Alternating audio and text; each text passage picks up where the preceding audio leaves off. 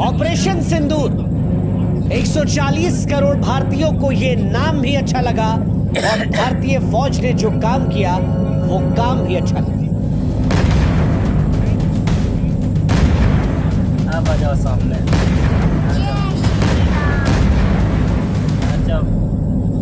कश्मीर के पहलगाम में पाकिस्तान ने जो कुछ किया था उसके बाद भारत मायूस था, उम्मीद कर रहा था।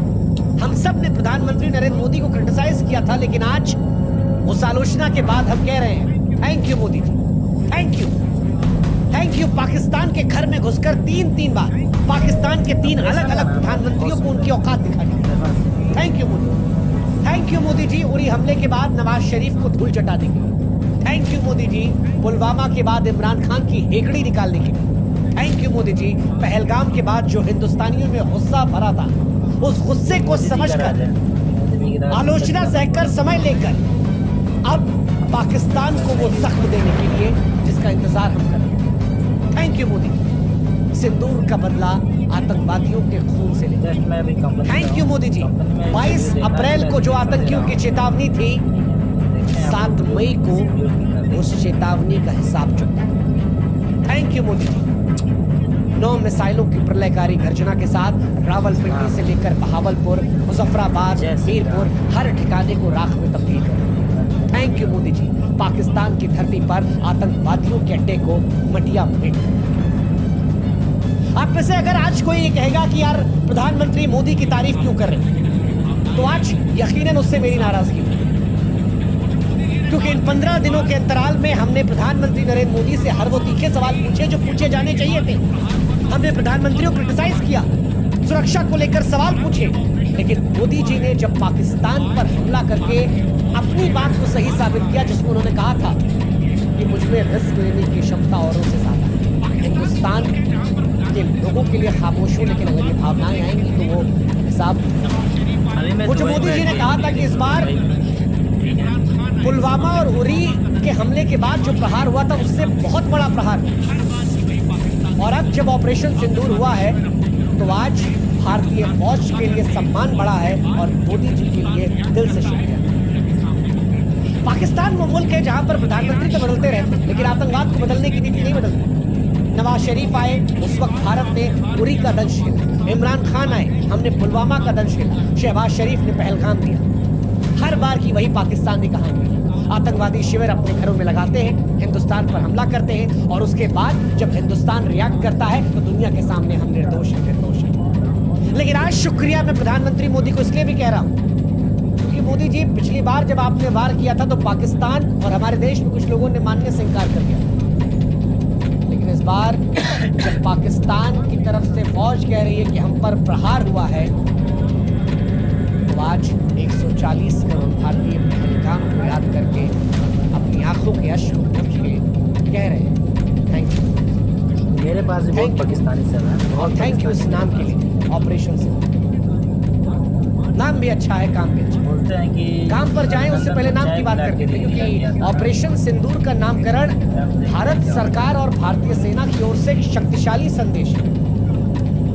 कश्मीर में जो कुछ हुआ वो सिंदूर उजाड़ने वाला था, और सिंदूर भारतीय संस्कृति में नारी के सुहाग, सम्मान और अटूट विश्वास का प्रतीक है। कश्मीर में सिर्फ जाने नहीं गई थी, कश्मीर के पहलगाम में जब इन महिलाओं के सामने उनके पतियों को मारा गया, इनके माथे का सिंदूर उजाड़ा गया, तो ये इन महिलाओं को, भारत को, हिंदुओं को अपमानित करना था। और इसीलिए जब भारत सरकार ने ऑपरेशन सिंदूर का नाम चुना, तो आज हमारी जबान से निकल रहा है thank you, thank you, thank you. आपने जो ये नाम लेकर पाकिस्तान पर कार्रवाई की, क्योंकि ऑपरेशन सिंदूर सिर्फ एक सैन्य कार्रवाई नहीं थी, हर उस महिला के आंसुओं का जवाब था जिसने अपने प्रियजनों को खोया। ऑपरेशन सिंदूर हमारी विधवा हुई महिलाओं को एक तरीके से कहिए श्रद्धांजलि देना था, जो उनके सुहागों को छीना गया था, उनके दर्द को पूछने जैसा था, उनके आंसुओं का बदला था, जिनके सुहाग को आतंकवाद ने छीन लिया। ये दुनिया को बताना था कि भारत अपने लोगों के सम्मान और उनकी रक्षा के लिए कितना संवेदनशील है।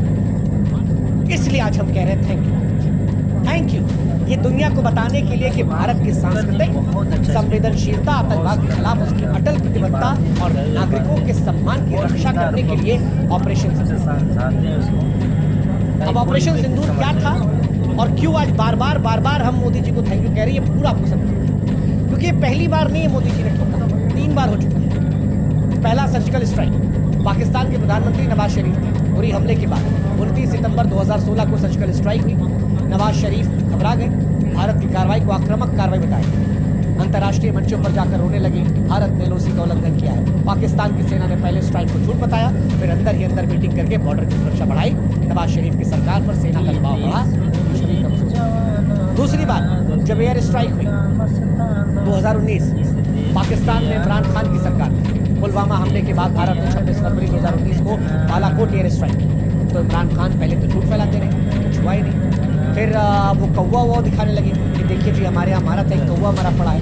हामिद मीर वो कौवा लेके ऐसे कर रहे थे, वही हामिद मीर जो आज लगातार सोशल मीडिया पर रो रहे हैं और फेक न्यूज़ फैला 2021 की वीडियो डाल के कह रहे हैं कि अभी हुआ है वही, और उनके मित्र इमरान खान अगले दिन टीवी पर शांति के पीछे कहा पाकिस्तान जी युद्ध नहीं चाहते। इमरान खान ने संसद में तस्वीर कि अगर भारत की ओर से कार्रवाई ही जवाब देंगे, लेकिन हम युद्ध नहीं चाहते।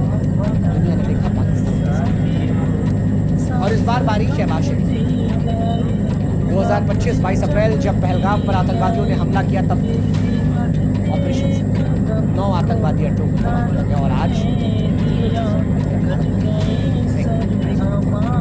थैंक यू, क्योंकि जिस तरह से पाकिस्तान ने हमला करवाया था, ये भारत की अखंडता एकता पर, भारत में हिंदुओं की पहचान पर हमले।